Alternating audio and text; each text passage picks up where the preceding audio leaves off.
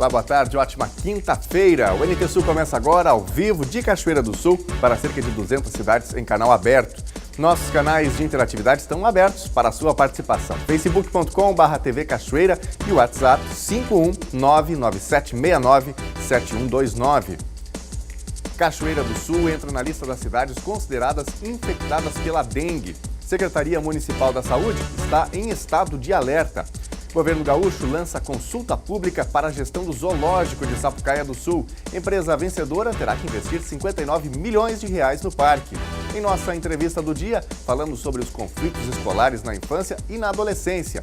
A conversa é com a doutora em Educação pela PUC-RS, Ana Maria Cola. Estes e outros destaques na tela da Novo Tempo, a partir de agora.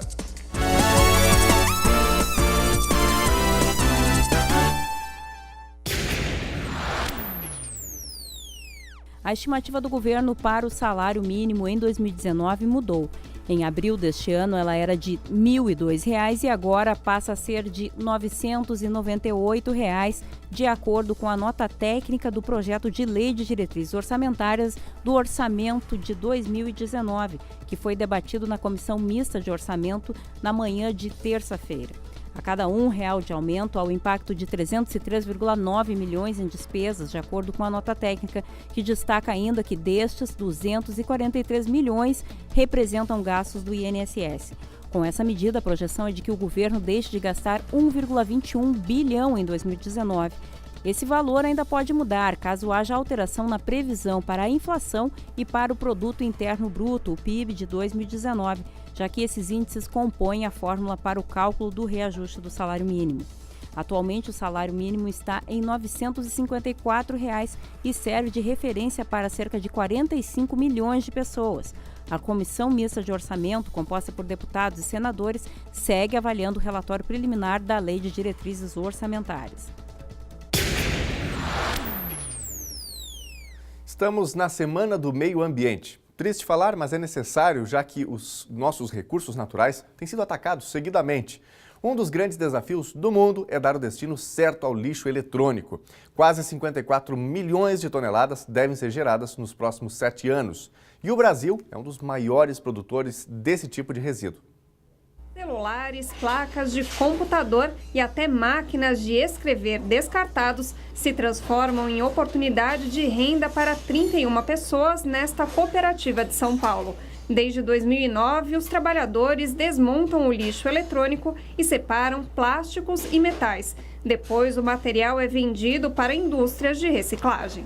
Por dia, a equipe toda, não só eu, a gente desmonta mais ou menos uns 2.000 quilos. O lixo eletrônico é um desafio na preservação do meio ambiente. O mundo produziu 50 milhões de toneladas desse tipo de resíduo no ano passado. O Brasil ocupa o 7º lugar no ranking mundial. O país gera, por ano, 1.400.000 toneladas de lixo eletrônico, mas só 3% são descartados corretamente, um risco para a saúde de todos. A composição deles são metais pesados. E metal pesado ele tem uma particularidade, ele tem um efeito cumulativo no nosso organismo. Uma vez que ele entra em contato com o teu organismo, ele nunca mais sai. Então a gente fica se envenenando aos poucos, ao longo dos anos, sem perceber que estamos envenenando. Muita gente não dá o destino correto ao lixo eletrônico porque nem sabe onde fazer esse descarte. Para mudar essa situação, postos de coleta como este aqui estão sendo instalados na cidade de São Paulo. Essa caçamba aqui fica no Parque do Ibirapuera, ela está aqui há um pouco mais de 20 dias e nesse período 400 quilos de material já foram coletados. A iniciativa é do movimento Grink, criado para mobilizar a sociedade para o descarte correto de lixo eletrônico. Nada aqui é vendido, então parte vai ser doado para escolas públicas, como material usável, e a outra parte volta para a indústria para ser processado ambientalmente e vira matéria-prima que é usado para outros fins. O ecoponto oficial de Cachoeira do Sul para descartar lixo eletrônico fica na antiga estação férrea do bairro Oliveira. O serviço é prestado pela empresa Wally, Centro de Descarte de Eletrônicos. O contato é 519-9732-8190.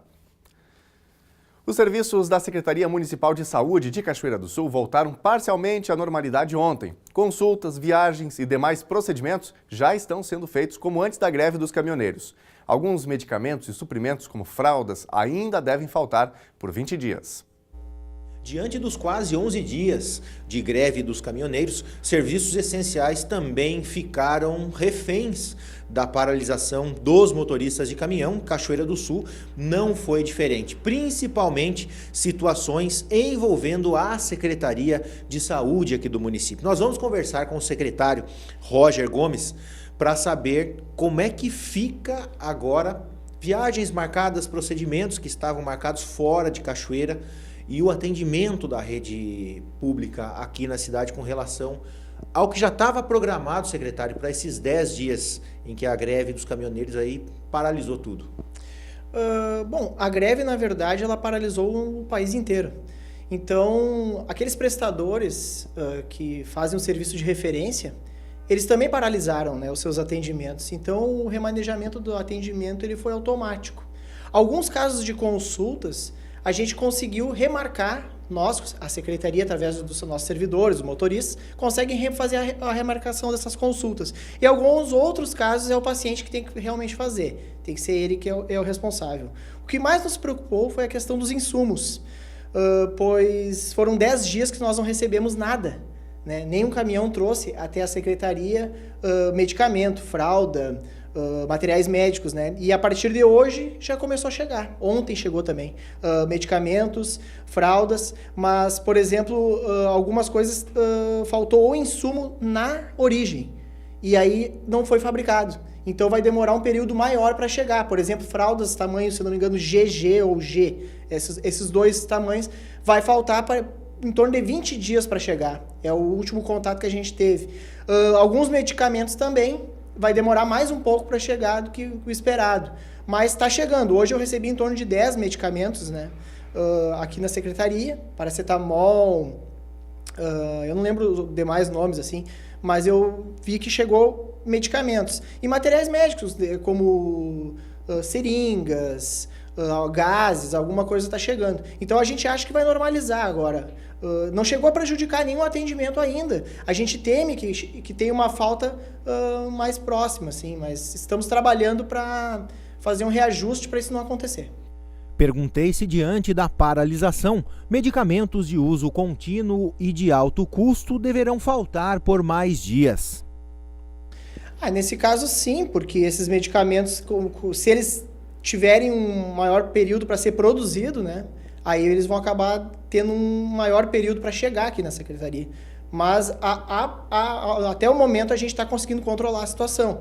É importante eu dizer que durante essa paralisação eu tenho que agradecer ao Major Soligo, da Brigada, tenho que agradecer ao Edson Júnior, da Defesa Civil, porque a gente conseguiu montar uma equipe que ficou sempre em alerta na questão do combustível para não deixar de fazer atendimentos de urgência e emergência. Tivemos que transportar, por exemplo, um caso de uma gestante de alto risco, tivemos que transferir ela para um hospital onde tinha uma UTI pediátrica, né, onde tinha uma vaga de UTI pediátrica, porque as nossas todas estavam ocupadas.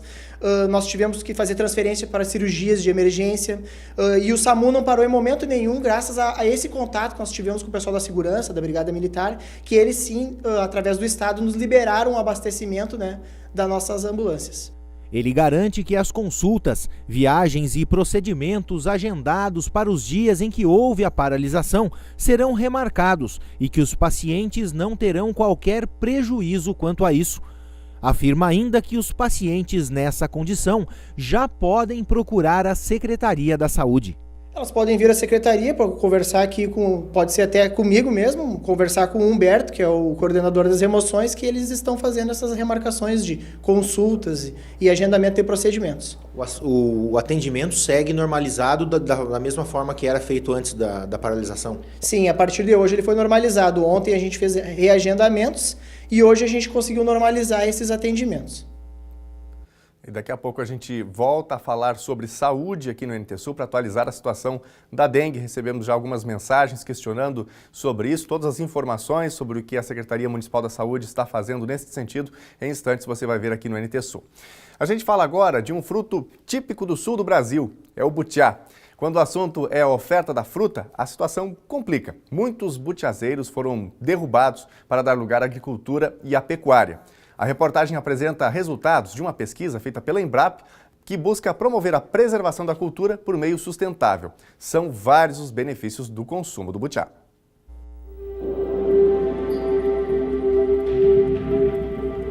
4 espécies de butiazeiros foram classificadas como criticamente em perigo em levantamento da Fundação Zoobotânica do Rio Grande do Sul em 2014.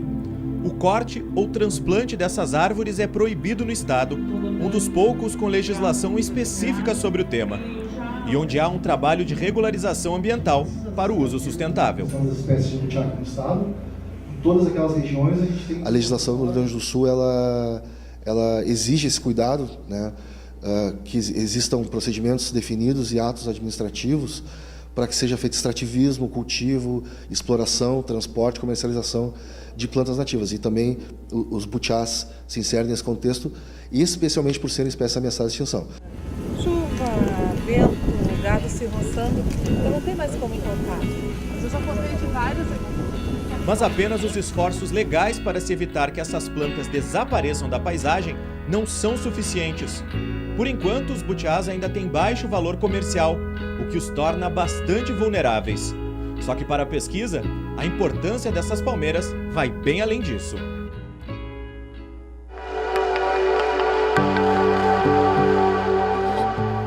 Áreas com butiazeiros como estas são chamadas de butiazais ou palmares. Na fazenda São Miguel, no município de Tapes, existem mais de 70 mil árvores em área com pouco mais de 1.000 hectares. Uma exceção, o que se vê aqui. Hoje o butiazal mais antigo e preservado do Brasil, um dia já foi realidade em várias regiões do bioma Pampa. Pode ter alguma planta aqui que ofereça a cura de alguma doença. Enfim, é toda uma riqueza, né, que está sendo preservada. Não é só o butiá por si só já é maravilhoso, mas na própria copa do butiá vivem muitas plantas, né, vivem muitos animais também. Há indícios de que o butiá era consumido por quem vivia aqui nesta região há mais de 8.000 anos. Pela grande presença que teve no passado, o butiá dá nome a vários municípios do Rio Grande do Sul. Santa Vitória do Palmar, Palmares do Sul, Palmeira das Missões, São Pedro do Butiá e Butiá são os exemplos mais óbvios. Mas tem também o município de Giruá, batizado com base em palavra usada pelos indígenas para se referirem às palmeiras. Para você ter uma ideia, das 20 espécies conhecidas de butiá, 18 estão no Brasil e 8 aqui no Rio Grande do Sul. São árvores como estas, da família das palmeiras, presentes nos biomas Cerrado, Mata Atlântica e Pampa. Essas árvores estão cada vez mais pesquisadas. Ainda assim, ainda falta bastante coisa para se descobrir sobre elas. Falta muito sim, porque nós começamos há poucos anos a estudar o butiá. Então nós da Embrapa, de várias universidades e também da Fundação Zoobotânica do Rio Grande do Sul, temos desenvolvido projetos de pesquisa para conhecer, para aumentar o conhecimento associado ao butiá. Mas o que a gente conhece é muito pouco em vista da grande diversidade que existe dos ecossistemas de butiazais. Em todos os tipos de butiá, ainda falta saber os aspectos sobre germinação, polinização e frutificação. Os pesquisadores também têm dúvidas, por exemplo, sobre a grande variação entre tamanho, cor e o sabor doce, amargo e azedo nas frutas, inclusive dentro da mesma espécie. Dentro de cada uma dessas espécies tem uma variação genética muito grande, então tem frutos de várias cores, de vários tamanhos, frutos mais doces, menos doces. As plantas demoram para se desenvolver. Levam no mínimo 6 anos até os primeiros frutos. Isso dificulta o trabalho da pesquisa. O que se sabe até o momento é que o butiazeiro é uma das poucas palmeiras tolerantes ao frio e à geada. Depois que começa a produzir, dá frutos todo ano, por mais de 200 anos.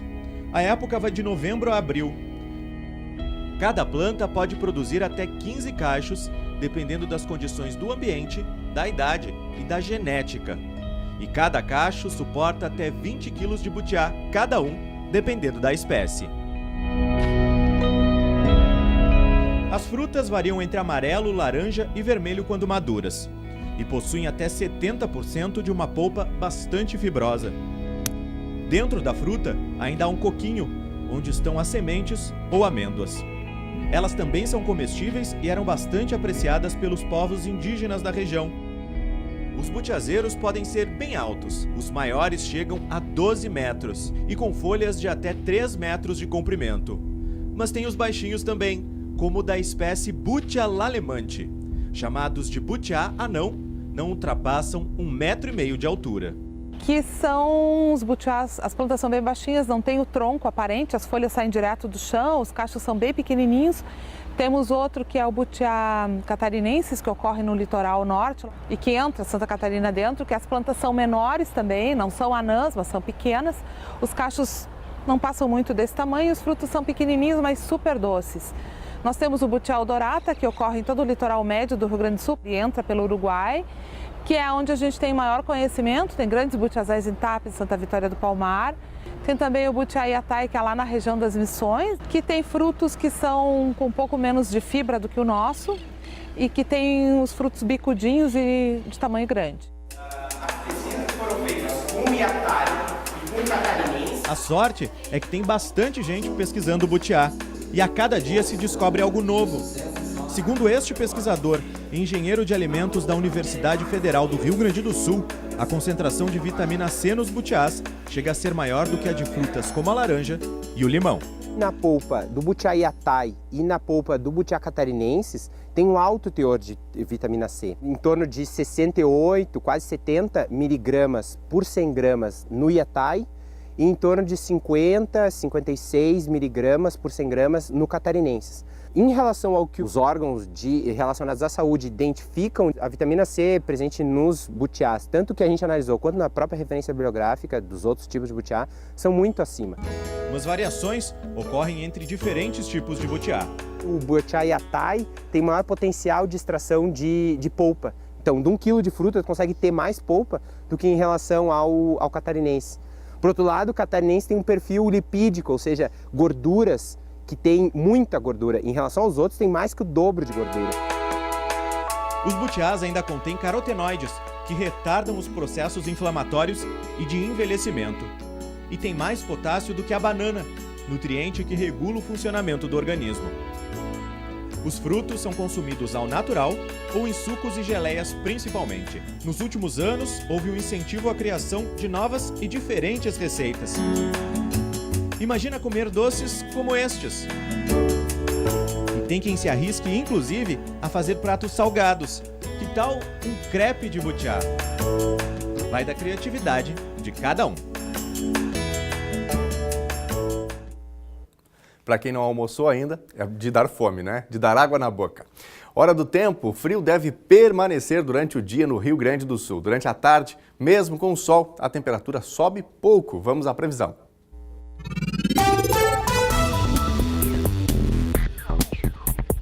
Quinta-feira de sol com muitas nuvens e períodos de céu nublado em Cachoeira do Sul. Noite com muitas nuvens. A umidade relativa do ar fica entre 52% e 89%. Mínima de 5, máxima de 15 graus. A sexta-feira será de sol com geada ao amanhecer. As nuvens aumentam no decorrer da tarde. As temperaturas ficam entre 4 e 16 graus. Já no sábado, o dia será de sol com muitas nuvens durante manhã e tarde. À noite, o céu continua nublado, mas sem previsão de chuva. Mínima de 7, máxima de 22 graus. Confira no mapa como fica o tempo hoje. Ar ainda mais frio ingressa no Rio Grande do Sul nesta quinta-feira. O sol aparece com nuvens em quase todas as regiões, mas a chegada de ar mais polar estimula a formação de nuvens que podem provocar chuva em pontos da metade norte do estado no decorrer do dia. Será mais um dia frio no território gaúcho. Apesar de uma tarde relativamente amena ao sol, esfria muito no entardecer. Na capital Porto Alegre, a máxima prevista é de 17 graus. Em Uruguaiana, na fronteira oeste, 17.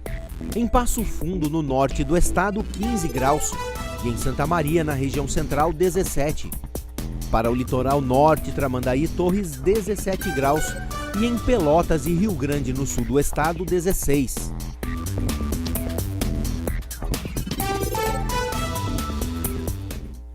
É hora da sua participação aqui no NT Sul. Você constrói o jornalismo da Novo Tempo, você faz parte da nossa equipe, você sugere reportagens, você comenta através das nossas redes sociais, através dos nossos canais de interatividade, que eu faço questão aqui de repetir para que você possa participar. facebook.com/TV Cachoeira, facebook.com/TV Cachoeira. Se você ainda não curtiu, acesse a nossa página no Facebook e curta lá para você ficar por dentro de tudo o que acontece nos bastidores aqui da TV e as notícias que são postadas por lá diariamente. Você também pode interagir conosco através do nosso WhatsApp. Código de área é o 51, número 99769-7129. Você pode mandar mensagens ao longo de todo o dia, uma foto de algo que aconteça aí na sua região, no seu bairro. Você pode mandar e interagir diretamente com a produção do NT Sul. Vamos às mensagens que estão chegando. A Laureci, aliás, a Laureci Luz, desejando aí um ótimo dia para todos. Obrigado, viu, Laureci? Tudo de bom para você.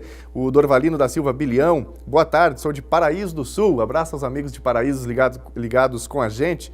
O Jorge Regis, de Porto Alegre, manda um abraço a todos os ex-componentes e componentes da banda do 3º Batalhão de Engenharia de Combate de Cachoeira do Sul. Grande abraço a todos. A Janice Silva também está conosco, Ana Maria Freitas Loreto, a Rosane Cassol comentando aqui sobre a reportagem do Butiá que acabamos de veicular. Tem mensagens aqui também no nosso WhatsApp. A Sheila Silva, manda um abraço aqui a todos. Muito obrigado, viu, Sheila? Tudo de bom para você. Também a família Ferreira com a gente. Eles estão nos assistindo no bairro Cristo Rei. Grande abraço a todos aí. Bom, a seguir aqui no NT Sul, Cachoeira do Sul entra na lista das cidades consideradas infestadas pela dengue. Secretaria Municipal da Saúde está em estado de alerta. Governo gaúcho lança consulta pública para a gestão do zoológico de Sapucaia do Sul. Empresa vencedora terá que investir 59 milhões de reais no parque. Tem ainda o comentário de Júlio Mafuz sobre o governo Temer. A Polícia Federal pediu a quebra do sigilo telefônico do presidente e de ministros por suspeita de recebimento de propina. O NT Sul volta já.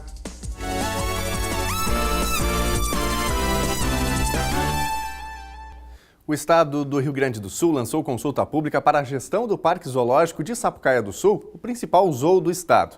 O edital está aberto até o dia 6 de julho. O processo licitatório para a gestão do Parque Zoológico de Sapucaia do Sul foi lançado pelo governo na tarde de quarta-feira. Pelo projeto, o espaço deverá ser totalmente modernizado com a reconstrução dos ambientes, visando a proximidade dos usuários com os animais e o bem-estar animal. Também está prevista a ampliação do plantel e da diversidade de espécies, garantindo a boa alimentação e os cuidados com a saúde dos animais. Além disso, o vencedor da licitação deverá associar atrações especiais como o trenzinho, fazendinha, aquário e arvorismo. O modelo operacional prevê que a Secretaria do Ambiente e Desenvolvimento Sustentável concederá a gestão do parque de 159 hectares por 30 anos, assegurando a sustentabilidade técnica e econômica do parque. De acordo com o edital, a empresa vencedora terá a obrigação de realizar um investimento mínimo de 59 milhões de reais. Vencerá a licitação quem, cumpridas todas as exigências do edital, pagar mais pela concessão. O vencedor ainda deverá repassar ao Estado 1% do faturamento mensal médio. O governo espera repassar a gestão do parque ao setor privado até o final do ano. Quando a privatização foi anunciada, gerou polêmica no Palácio Piratini. A audiência pública colocou a proposta em debate em junho de 2015. Passados 3 anos, concorrência pública está aberta.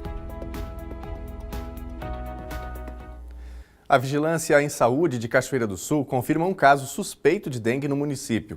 Resultados de exames laboratoriais já realizados devem confirmar se a paciente foi infectada pelo vírus. Há alguns dias, o Departamento de Vigilância Epidemiológica aqui em Cachoeira do Sul detectou 7 focos do mosquito da dengue em 2 regiões da cidade. Um caso é suspeito e é monitorado pelo departamento aqui em Cachoeira do Sul. Nós vamos conversar com a Andréa Santos, ela que é enfermeira responsável pelo Departamento de Vigilância Epidemiológica aqui de Cachoeira do Sul. André, de que forma vocês chegaram a esse paciente que tem a suspeita do vírus da dengue? Bom, nós agora, com a confirmação de focos, né, e a existência do Aedes, que é um vetor que pode transmitir a dengue, vai ser rotina testar pacientes com sintomas característicos das doenças transmitidas por esse vetor, para ver se trata de um caso confirmado ou não, né? Na verdade, essa pessoa, ela procurou um serviço de atendimento e estava com uma virose e no momento o que tínhamos oportuno para investigar era dengue e chikungunya. A pessoa está bem, né? Já está na sua residência e estamos aguardando a confirmação ou descarte através do laboratório LACEN. O fato da pessoa estar na região em que foram encontrados os focos, isso exige um trabalho mais profundo do departamento? Como é que segue agora o trabalho de vocês com relação a isso? Bom, a equipe dos agentes de endemias, né, já trabalha há muitos anos no combate da dengue. Ações já foram desenvolvidas em 2016, 2017, mais intensificadas, até inclusive com apoio do quartel, mas existem protocolos que a equipe está tomando.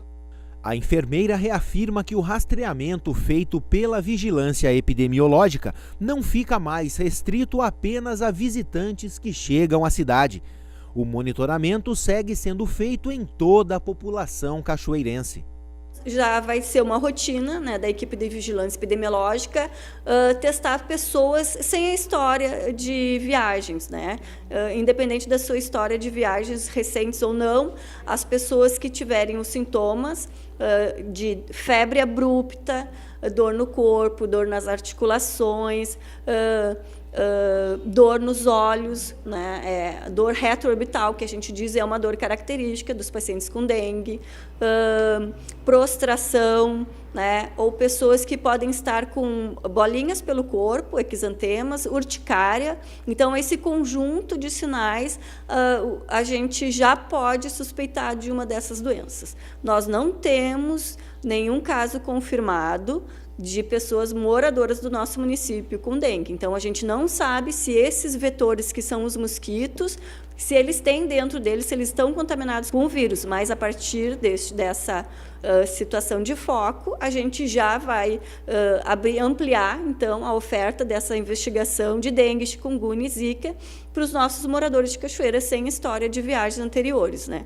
E não só dos moradores onde foram encontrados esses focos, mas de qualquer outro morador de Cachoeira do Sul. E é preciso que toda a população fique atenta, né, a possíveis criadouros, a possíveis focos de mosquito, mesmo que estejamos agora entrando na temporada mais fria do ano, chegando já pertinho do inverno. A gente pensa assim, mas no inverno não tem proliferação de mosquito. A gente tem mais a preocupação com o verão, com a temporada mais quente do ano. Mas aí está a situação. Inclusive aqui no NT Sul a gente já noticiou, mostrou em alguns momentos, agora mesmo no outono, alguns lixões, alguns locais em que as pessoas vão depositando vários resíduos e ali estão criadouros perfeitos para os mosquitos, né? Infelizmente, Cachoeira do Sul passando agora por essa situação delicada e que envolve certamente o cuidado de toda a população. Vamos agora mudar de assunto. O presidente do Tribunal Superior Eleitoral, o ministro Luiz Fux, e representantes de partidos políticos assinaram um termo de compromisso contra a disseminação de notícias falsas, são as chamadas fake news, nas eleições deste ano. Representantes de 10 partidos políticos assinaram um termo de compromisso. Outros 25 partidos que não assinaram o documento contra a disseminação de notícias falsas e estão ativos terão até o dia 21 de junho para participar desta campanha se tiverem interesse. O termo é um compromisso simbólico que não prevê punição às legendas. O presidente do Tribunal Superior Eleitoral, ministro Luiz Fux, lembrou que o apoio da imprensa é importante para a manutenção da ética e da legitimidade no ambiente eleitoral. Que os partidos também terão possibilidade de eventualmente trazer ao conhecimento do Tribunal Superior Eleitoral alguma anomalia que esteja ocorrendo no ambiente eleitoral. Mas o objetivo maior foi exatamente trazê-los para a nossa companhia, no sentido de que nós possamos presidir a uma eleição limpa, uma eleição ética, uma eleição da qual o povo brasileiro possa se vangloriar e possa dizer que efetivamente o Brasil tem uma democracia exemplar.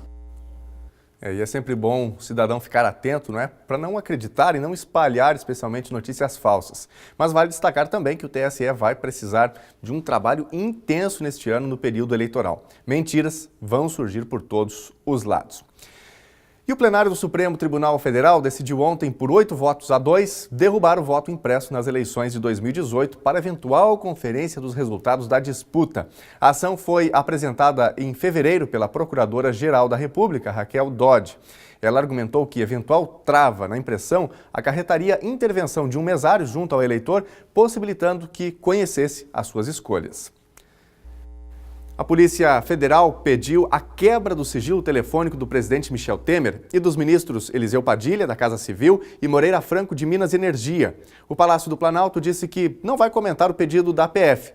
Inquérito apura o suposto pagamento de propina pela Odebrecht na Secretaria de Aviação Civil, quando a pasta foi comandada pelo MDB em 2014.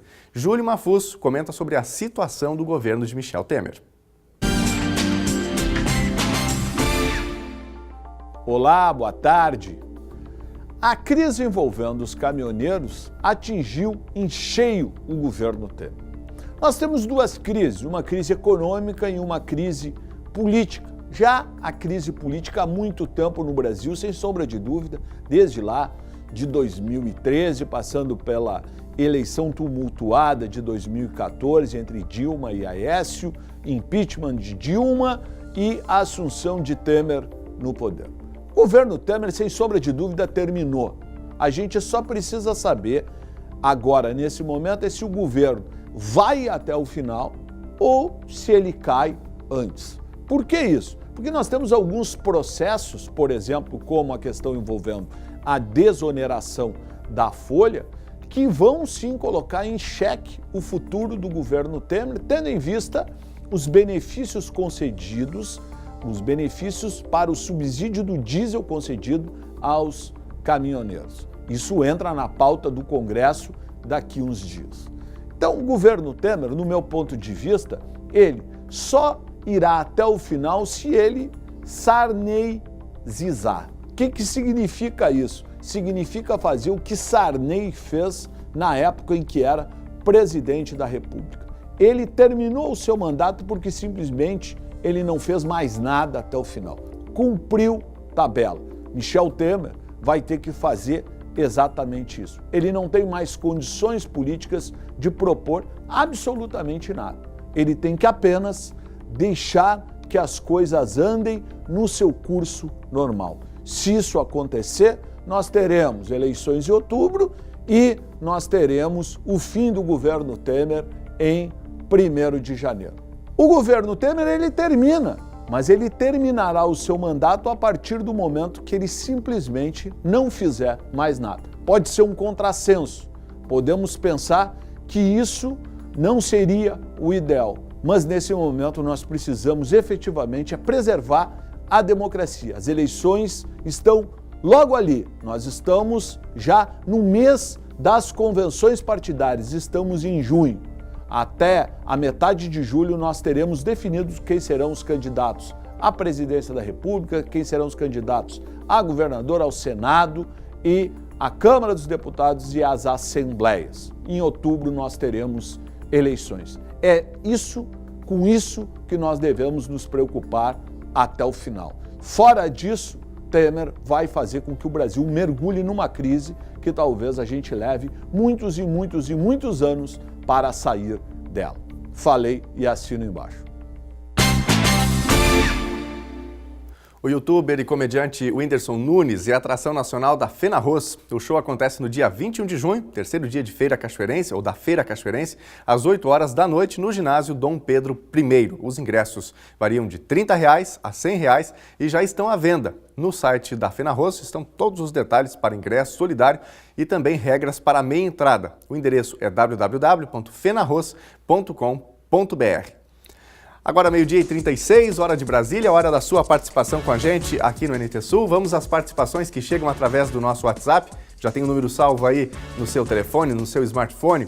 Então anote aí, o código de área é o 51, número 997697129 para você mandar o seu comentário, a sua sugestão de reportagem. Enfim, vamos lá. Aqui a Arlete do Grajaú, lá em São Paulo, sempre com a gente. Obrigado, Arlete, ótima tarde. Também passando por aqui a Adriana Soares, ainda a Guacira Fraga, no bairro Funcap. Lucas Tati, na Quinta da Boa Vista, diz que está sempre almoçando aqui com a Novo Tempo e a gente realmente fica muito feliz. Tem aqui mais mensagens chegando também. Aqui, na verdade, o telespectador mandou a mensagem por torpedo SMS e a gente pede sempre, né? Não deixe de mandar o seu nome, né, e o seu endereço ou o seu bairro, enfim, para que a gente possa colocar no ar. Vai mandando seu recadinho, viu? Nossos canais de interatividade estão abertos para a sua participação. Em instantes, os conflitos escolares na infância e na adolescência. Nossa reportagem conversa com a doutora em Educação pela PUC-RS, Ana Maria Cola. Tem ainda o comentário de Educação com Denise Belladonna. Nós voltamos já.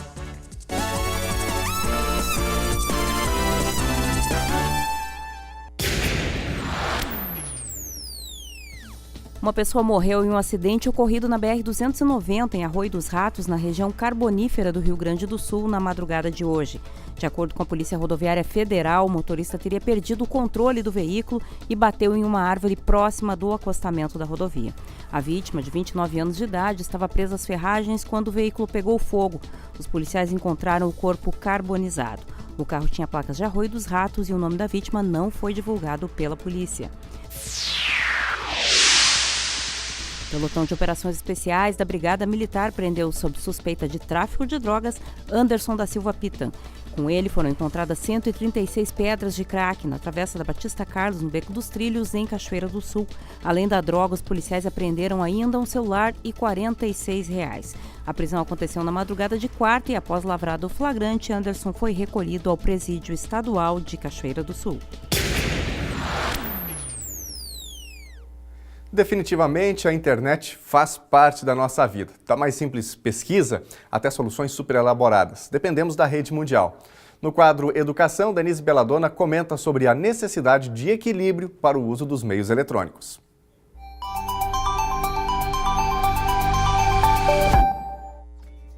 Boa tarde. Sem dúvida, podemos dizer que estamos conectados. No final de 2017, o uso de smartphones no Brasil era igual ao número de habitantes, segundo a Fundação Getúlio Vargas. O IBGE já apontava em 2016 que a internet está presente em 63,6% dos lares brasileiros. E esse é um fato, e tudo indica que um fato irreversível em escala mundial. Já temos uma geração de crianças e jovens que vive no universo virtual. E quanto a isso, pesquisadores já lançaram alerta que convém, pelo menos, considerar ou discutir. A navegação de cada um de nós pela internet deixa pegadas digitais que são armazenadas e vendidas para redes de marketing. Cuidado! Pais e professores devem adiar o quanto for possível o contato dos filhos e alunos com os meios eletrônicos. Entre os perigos das redes sociais e internet estão a introversão, porque há uma redução na sociabilidade devido ao vício de se conectar virtualmente e não pessoalmente. Além disso, está provado e comprovado que as redes sociais provocam depressão e, segundo Hanna Krasnova, da Universidade de Potsdam, principalmente por causa da inveja, as pessoas não colocam o que são nas redes sociais, mas o que elas gostariam de ser. Então, os efeitos negativos dos meios eletrônicos na vida das pessoas, incluindo a dependência dos que não conseguem parar de usá-la, o bullying que se tornou epidêmico no uso da internet e a liberdade do ambiente que não está à altura da maturidade das crianças e dos adolescentes, isso deve chamar a atenção dos pais e dos professores para a literatura científica que mostra efeitos negativos. A partir desse conhecimento, os professores poderão orientar o uso da internet e dos eletrônicos nos fazeres acadêmicos de forma útil e equilibrada.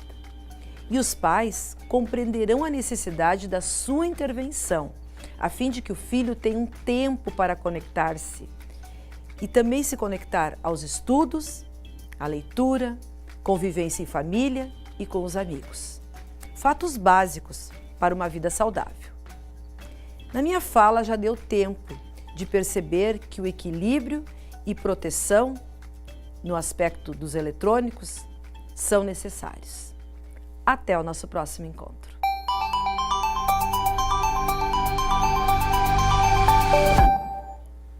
E em nossa entrevista do dia, falamos sobre a cultura da paz nas escolas. Como trabalhar os conflitos na infância e na adolescência. João Paulo Ferreira conversa com a doutora em Educação pela PUC-RS, Ana Maria Cola. Nós recebemos no NT Sul de hoje a doutora Ana Maria Lopes Cola, doutora em Educação pela PUC do Rio Grande do Sul. Doutora, eu queria te agradecer por dedicar um espaço aí da tua agenda, do teu tempo, para a gente falar sobre um assunto que é tão importante, que é difundir, que é os mecanismos que são usados para divulgar a cultura de paz dentro das escolas. Doutora, hoje, quando se fala em paz, numa sociedade em que aparentemente ela perde a sensibilidade com o passar do tempo, esse é um trabalho de formiguinha que começa lá dentro da família, ou divulgar esse trabalho dentro da escola é tão importante quanto o mecanismo usado dentro da família? Olha, é a segunda opção, divulgar dentro das famílias e dentro da escola e em todos os grupos da sociedade organizada que estejam interessados em salvar o planeta e salvar a raça humana, é válido. Tem que saber que a paz já está sendo estudada desde a década de 40. Esse assunto nasceu com um grande estudioso, Galton, na Dinamarca. Os países nórdicos é que iniciaram esse processo todo e hoje está em todos os países. Aqui no Brasil, algumas universidades estão trabalhando nisso, a PUC entre elas, e eu faço parte como professora voluntária do grupo de estudos da paz da PUC, que se chama GEPAS. Por que é tão importante? Primeiro, porque nesse momento nós estamos entrando no que se chama paroxismo do individualismo. Paroxismo significa o máximo da dor. A sociedade toda está num ponto que quase ninguém aguenta a questão da violência. E paz, ela se opõe à violência. A guerra é um tipo de paz, mas um tipo de violência. Mas a gente costuma dizer, uma sociedade, uma cultura de guerra merece, que foi feita pelo homem, que foi alimentada pelo homem, merece que o homem crie e alimente uma cultura de paz. Então, a paz seria um antídoto para essa angústia e essa ansiedade que está tomando conta de todas as pessoas, não só no Brasil, em todo o planeta, né? Nós sabemos que a situação ela é preocupante. Quando a gente olha para uma sociedade em que já desenvolve a cultura da disputa, da competição, do pensar em si, isso está ligado a fator econômico, isso está ligado à desestrutura familiar, ou realmente as pessoas caminham para uma dessensibilização que deixou a sociedade num ponto como está? Há um material do Capra que fala, nós estamos assim numa fase de crise total, crise cultural, crise econômica, crise política, crise familiar, em todos os sentidos.